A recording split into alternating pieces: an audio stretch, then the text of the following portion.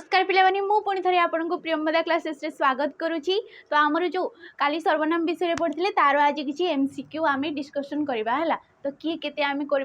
देखो। तो ता पूर्व देख एसआई आमर जो बेच आमर लंच कराई से जानी समस्ते जोड़ा कि तुमको केवल 1999 टकर मिल जाऊँगी केवल किंतु तुम आमर न्यू इयर ऑफर रोज तुम 30 31 आ 1 तारीख तक जाए तुम 3 दिन न्यू इयर ऑफर मिलूँ जोटी कि तुमको केवल से 1699 टकर मिल है 1699 टकर से 3 दिन तुमको मिल बाकी जो तुमको कंप्लीट सिलेबस मिल जाव प्रैक्टिस बेच मिल जाव आ 15 फुल मॉक टेस्ट मिल जाव। किंतु तुम मैंने जदि चाहूँ केवल मॉक टेस्ट देवार अच्छी कि नाई केमी क्वेश्चन पड़ूँ किपरि तुम चाहूँ कि सब ठीक अच्छी तो मॉक देवार अच्छी केवल जदि तुम 15टा मॉक टेस्ट ने चाहूँ तो केवल से तुमको 399 टकर मिल जाव। तो आउ रहा तुम गोटे OISF ये रहा तुम SI आउ गोटे OISF जोड़ा कि पिला पचारे कि केबे आमर बैच स्टार्ट हे। तो बैच आमर जनवरी रू स्टार्ट है OISF रो। तो से जान ठीक ठाक कि केते तुम रोच प्राइस आउ केते कौन से तुम आस्ते आस्ते जान। तो चलो आमर प्रथम क्वेश्चन आड़ को जा। तो देख काली आम पढ़ी सर्वनाम विषय रे काली आम पढ़ी तुम सर्वनाम विषय है। तो आमर ओडिया व्याकरण रे आमे जो पाठ पढ़ुचे ओडिया व्याकरण आमर जो कॉम्पिटिटिव एग्जाम रे सबुथिरे पढ़ुची ग्रामर पार्टा मेन करिकिना। तो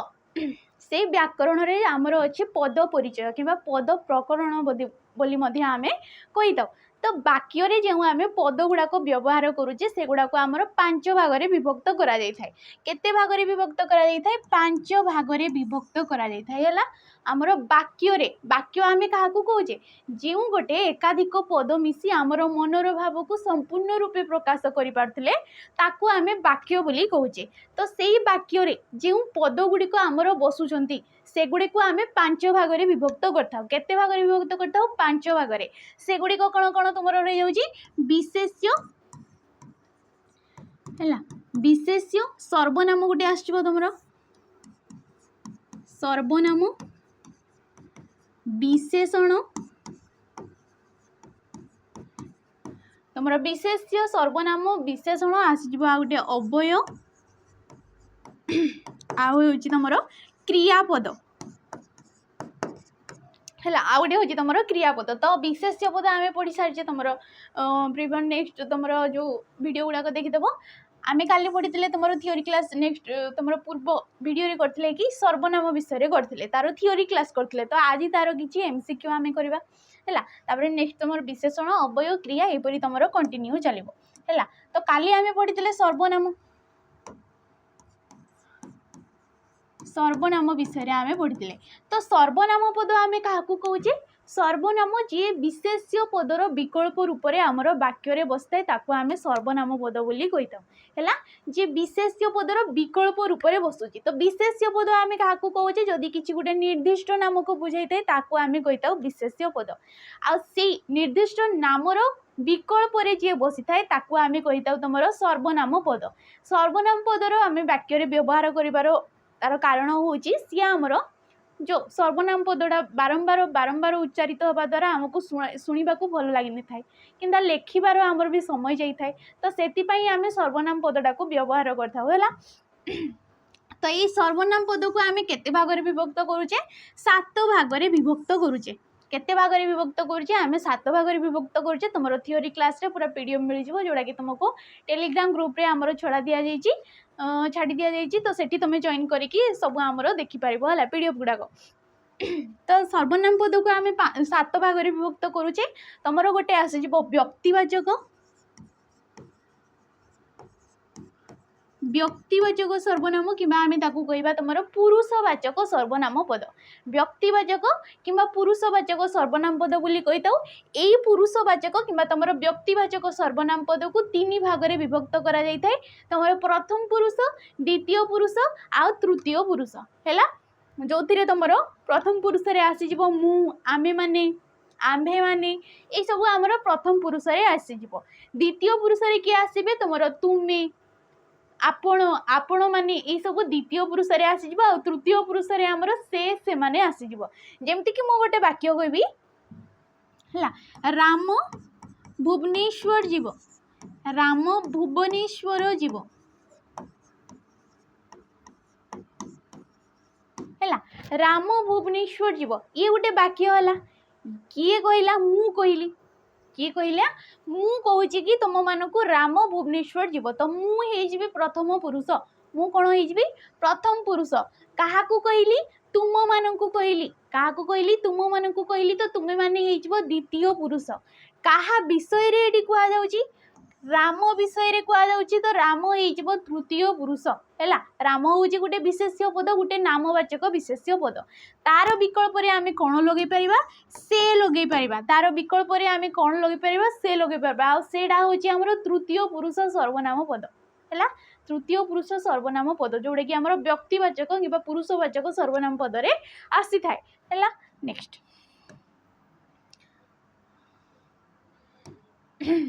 हाँ तो ये आम बोलिए व्यक्तिवाचक सर्वनाम पद आसीज तुम निर्णायक सर्वनाम पद है निर्णायक सर्वनाम पद निर्देशवाचक सर्वनाम पद निर्देशवाचक सर्वनाम पद निर्णायक सर्वनाम पद कौन एकाधिक विशेष्य पद मध्य को नहीं जो आमर गोटे निर्णय करा जाए जमती कि राम और श्याम दुहे सांग उभय गोटे श्रेणी रे पाठ पढ़ुंट तो ये उभय उभय कहले दी जन जाक को बुझाऊँगी तो ये उभयटा होमर निर्णायक जमती कि सबू समस्ते ये सब हो निर्णायक सर्वनाम पद निर्देशवाचक सर्वनाम पद कहले कौन जमती कि तुम गोटे गोटे वार्ड अच्छी एठी सेठी ताहा जहा ये गोटे निर्देश को बुझाऊँगी तो ताकू आम कहीपर निर्देशवाचक सर्वनाम पद ये रहा तुम तीन निर्देशवाचक आ गोटे आसो तुम प्रश्नवाचक सर्वनाम पद कौन आसो प्रश्नवाचक सर्वनाम पद है प्रश्नवाचक जोड़ी कि तुम जो सर्वनाम पदटी किसी गोटे क्वेश्चन पचार जमती कि किए कला केउठी है केमिति है ये सब गोटे गोटे आमर हो प्रश्नवाचक सर्वनाम पद आसुटे आसो तुम संबंधवाचक संबंधवाचक सर्वनाम पद कि कही था आपेक्षिक सर्वनाम पद संबंधवाचक जहाँ आपेक्षिक से सेम जिनस है आ गए आसो तुम कौन कौन रहा आमर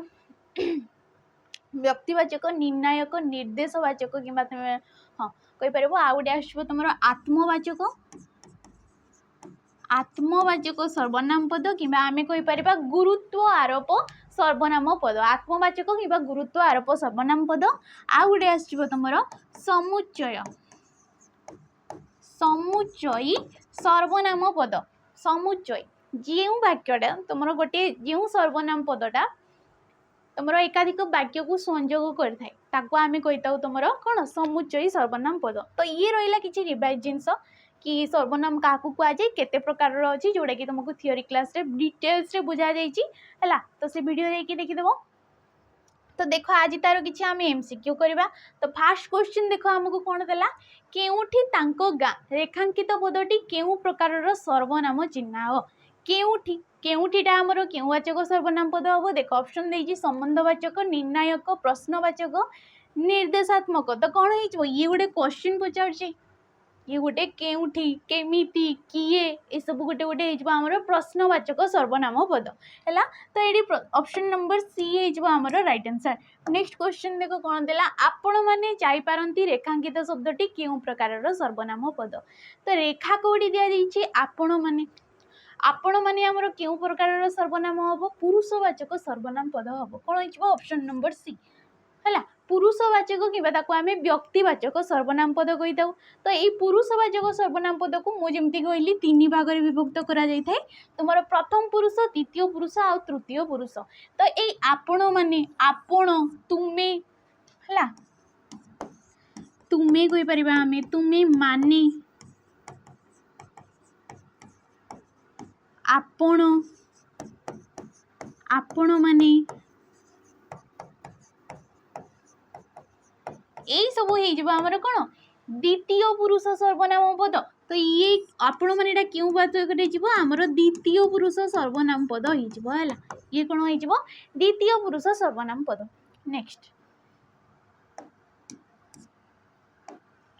देख ये देला सेमाने आसंता काली कटक जीवे रेखांकित शब्दटी क्यों प्रकार तो सेमानेटा आमर क्यों प्रकार सर्वनाम हम व्यक्तिवाचक कि आम पुरुषवाचक सर्वनाम पद कही था। तो ये ऑप्शन नंबर ए हो राइट आंसर। तो सेमानेटा क्यों पुरुष रे जीवो आमर तृतीय पुरुष रे जीवो क्यों पुरुष रे जीवो तृतीय पुरुष रे जीवो हैला सेमाने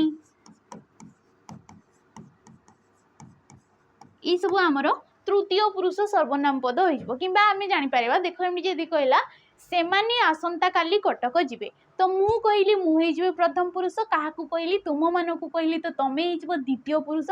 तुम्हें आपण मैंने ये सब द्वितीय पुरुष क्या विषय कहुच्छी से विषय कहुच्छी तो सेमाने तृतीय पुरुष है। नेक्स्ट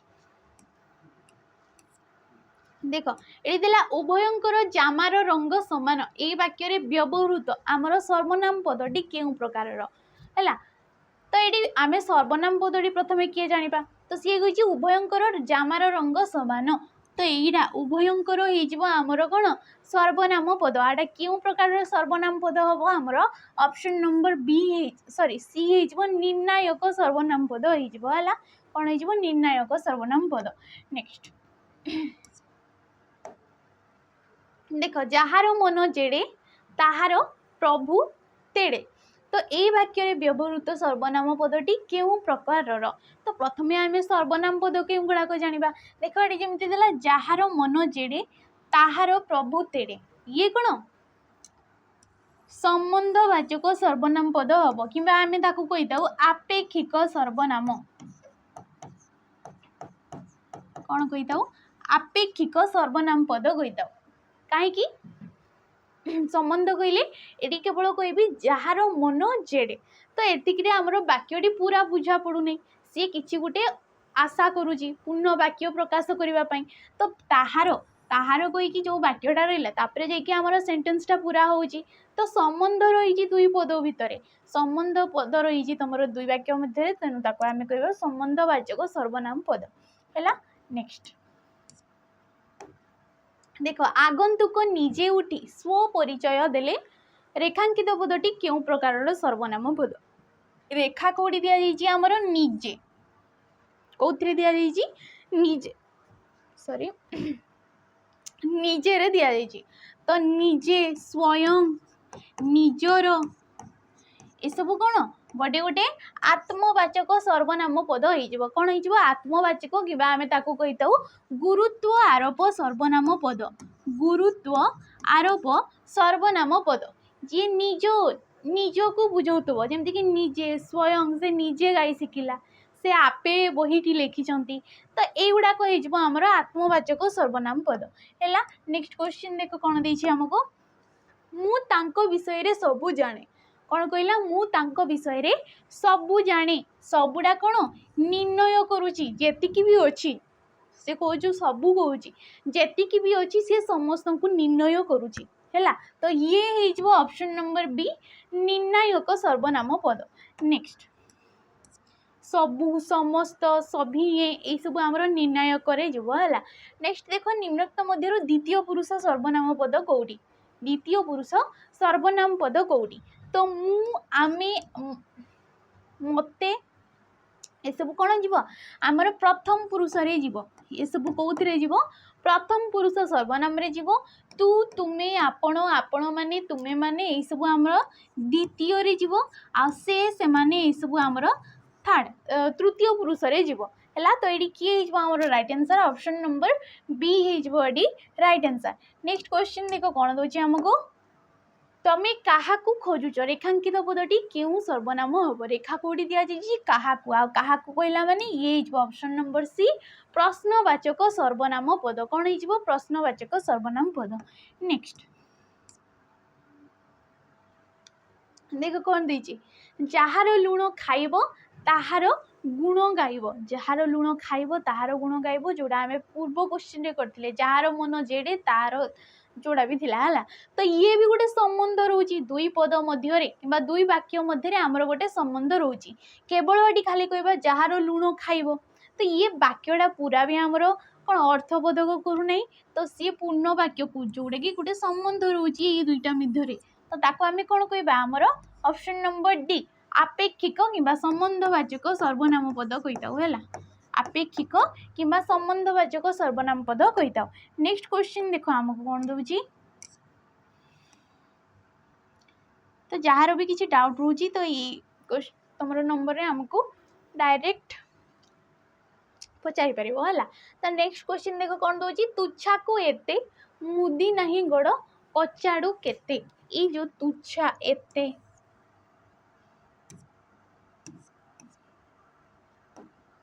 एते सेते केते सब कौन ये कौन हो निर्णायक आत्मवाचक संबंधवाचक ने निर्देशवाचक कौन होमर ऑप्शन नंबर सी हो संबंधवाचक कि आम कहीपर आपेक्षिक सर्वनाम पद। नेक्स्ट देख नीलिमा आपे आपणा को चिन्हु नीलिमा आपे आपणा को चिन्हु तो ये कौन हो गले ये क्यों प्रकार सर्वनाम पद हम आपे निजे स्वयं उपरे कथा आसीगले सी होमर कौन आत्मवाचक सर्वनाम पद कि आम कहीपर गुरुत्व आरोपक सर्वनाम पद है। नेक्स्ट क्वेश्चन एठी रामचरित मानस बही रेखांकित पदटी क्यों प्रकार सर्वनाम आमर तुम कौन रेखा कौटी दि जाइए कौटी एठी ये कौन गोटे निर्देश करछि नाई जिनसटा कौ जगार अच्छी आमर जिनसटा आमर कौ जगार अच्छी सी गोटे निर्दिष्ट जगार ना कहीदे आ निर्देश करछि ना एटा आमर रामचरित बही यही से पुण्य भूई एटा आमर गाम ये कौन गोटे निर्देश करें तो ये कौन हो ऑप्शन नंबर सी हो निर्देशात्मक सर्वनाम पद हो। नेक्स्ट देखो आपणा कला कर्म मान आगु होइबो सावधान निजर कर्म केमिति करछ सेटा तमे निजे जानिछ आउ सेति आग्रह ही सतर्क होइकी रहितबो तो आपणा उपरे कथा आसीगला निज उपरे स्वयं उपरे कथा आसीगला तो ये कौन हो ऑप्शन नंबर सी हो आत्मवाचक कि गुरुत्व आरोप सर्वनाम पद। नेक्स्ट क्वेश्चन देखो कौन देइछि गली आइली जहा देखिली ताहा कहली ए वाक्य रे व्यवहृत आमर सर्वनाम पदटा क्यों प्रकार बोली से आमको क्वेश्चन पचारछि तो सर्वनाम पद कोटा आम प्रथम जानिबा देखो गली आइली जहा देखिली ताहा कहली जहा देखिली ताहा कहली ये कौन हो तुमर ऑप्शन नंबर ए हो राइट आंसर कहीं जहा ताहा तो सही जगह सी जहाँ भी देखिला ये गोटे निर्देश को बुझाऊँगी सी आसिकी ताहा ही कहला तो ये हो निर्देशवाचक सर्वनाम पद आ गोटे थाए तुमर कौन ये गोटे निर्देशवाचक होगा आ संबंधवाचक सर्वनाम पदरे जोटा आम कहे आपेक्षिक सर्वनाम पदरे सेठी भी तुम जहा ताहा जमीक प्रधान शिक्षक जहा कहले अन्य शिक्षक माने ताहा कहले है ये गोटे वाक्य लिखुची प्रधान शिक्षक जहा कहले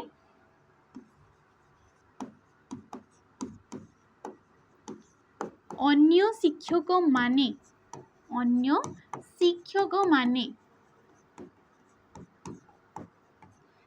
ताहा करिले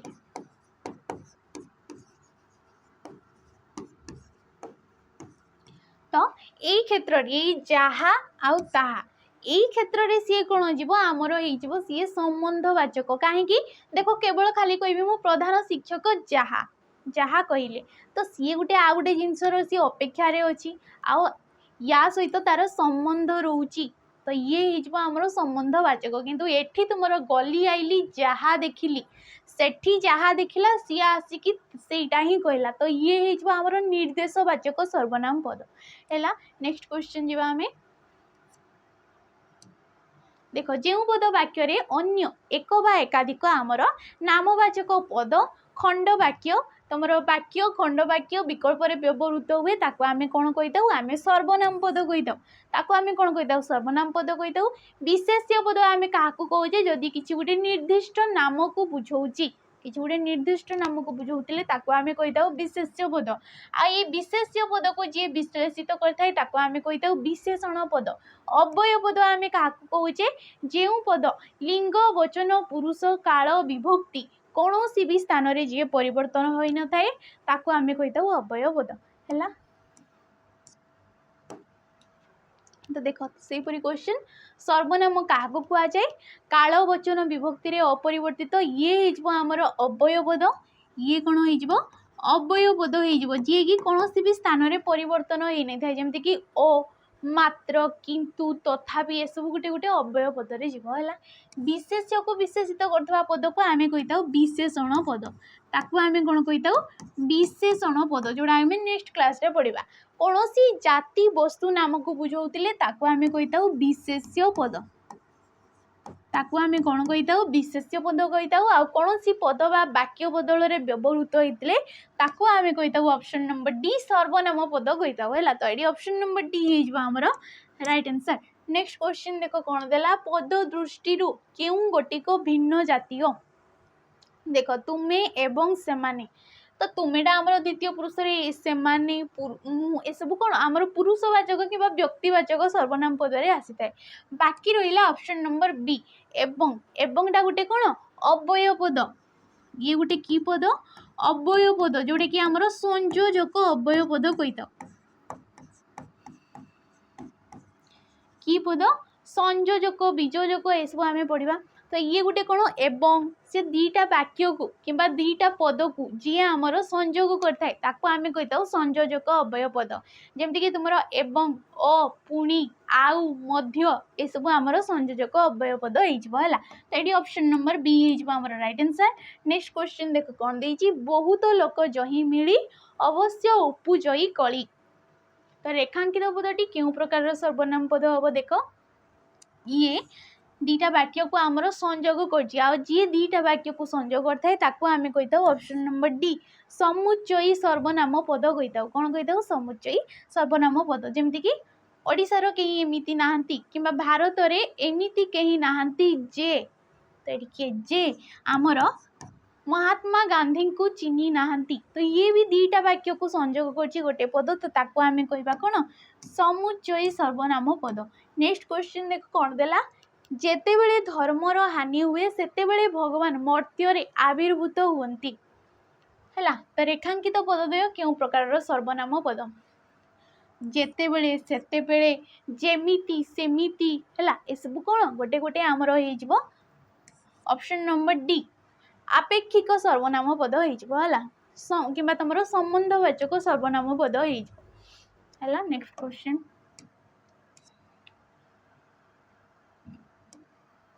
देख कौन देला एही ग्राम रे आम घर रेखांकित पद क्यों प्रकार सर्वनाम पद एही ग्राम रे ये कौन गोटे निर्देश करुच्ची कि कौटी आमर गाँटा अच्छी कि क्या जदि आम रास्ता रे जाऊे कि बाइक रे बसीचे कि गाड़ी रे बसचे कि नाई देख सेटा आमर ग्राम सेटा कहला बेले सी गोटे निर्देश करुच्ची तो ये कौन हो गोटे ऑप्शन नंबर ए हो निर्देशात्मक सर्वनाम पद हो कौन हो निर्देशात्मक ऑप्शन नंबर ए गला राइट आंसर। नेक्स्ट क्वेश्चन देख कौन देछि हमको मु थाउ थाउ तुमर दुख कहीं